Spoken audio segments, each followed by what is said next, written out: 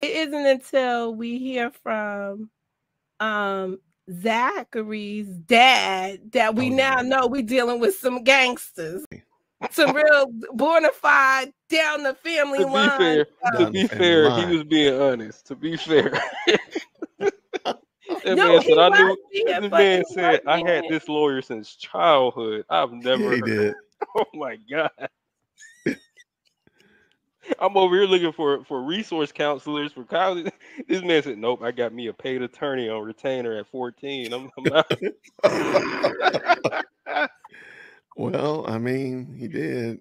He Wow. did say that. Like, so I'm gonna need y'all to stop playing with me. Like, tell it like it was. Like, just.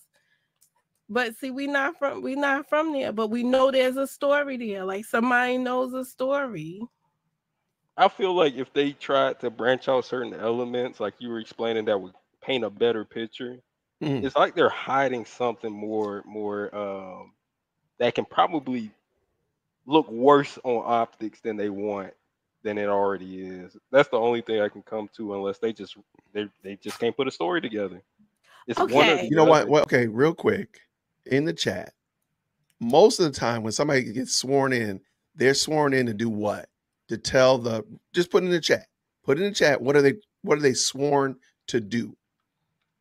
They usually, put their hand on the Bible, lift their hand up and say, I Gotta be honest. whatever. But most of us know it as the what? The truth, the whole truth, and nothing but the truth. Sometimes a lie. Some form or variation of that statement. And I could tell you the truth, but I could withhold some information. Rome King punched me in the throat. Allegedly. After I punched him in the head. I mean, you know what I'm saying? Like I could kind of forget that. I could tell the truth, but I gotta tell the whole truth and not add to it, aka Rome King threatened to run me over with his car. That was one Well, the time. problem is he told me that when we were 9 years old, running our little Hot Wheel cars when we were playing in our backyard. Well, it's still true.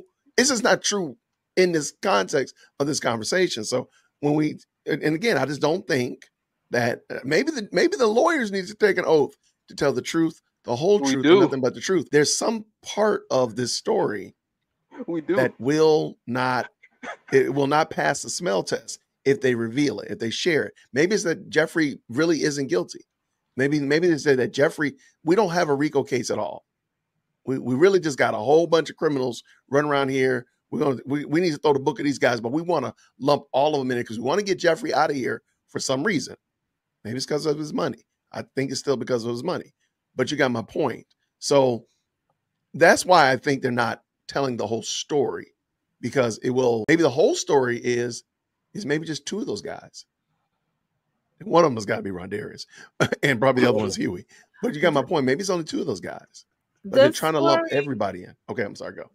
The story is, how is this a RICO? You understand what I'm saying? Like, make it make sense how this became a RICO. What was going on that made this a dangerous gang, right? And I think it's not going to be the individuals that we're looking at right now. Like, we're focused on Thug, when it is more so, it's all the people that came in. It's the ancillaries. It's the Copelands and his mindset at the time. It's the Sledge and his nurturing of folks at the time. You know, I saw Sledge's interview also that he did the other day, and he said, like, when Jeffrey was growing up, he was the one giving him money for shoes and stuff like that, you know. And he said that when he brought him into his environment to do the being a security guard,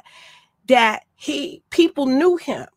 Like, Jeffrey got there and was like, yo, this is my man. When I was down and out, he did this and this and this for me, right? So he never disgraced or talked down on any of those guys that he tried to take away or show them something different, share the experience with them. He never disrespected any of them, you know. Like, to be sitting in the seat that he's in, I can understand why people are so apologetic to him. I don't know if he was truly humble under, but I do know that he was humble. Truly humble under God. I give Steele points because he really tried it. He really tried it. He did. Who? When he described it, when Steele was over there breaking it down, he was like, "This is what it means." I was like, "Wait a minute." Yeah. Okay, we're gonna let that slide. That was good. But there are things that you gotta let Steele do because one, he's not, he's not a black man, so he's presenting it from a different perspective, and he looks at Thug's popularity and his from riches, from out of the dirt to riches life. He looks at that as such a reward. Like it's phenomenal. Like I would love to have somebody believe like he's representing him from a position of he really believes what he's saying. And he's really invested in his client. He's just not trying to stand up there and tell you his client didn't do something. He really believes what he's saying. Right. I believe that. I believe that. And I think it comes across as a genuine, I believe this. Now, look across the courtroom. You know good and well they don't believe this.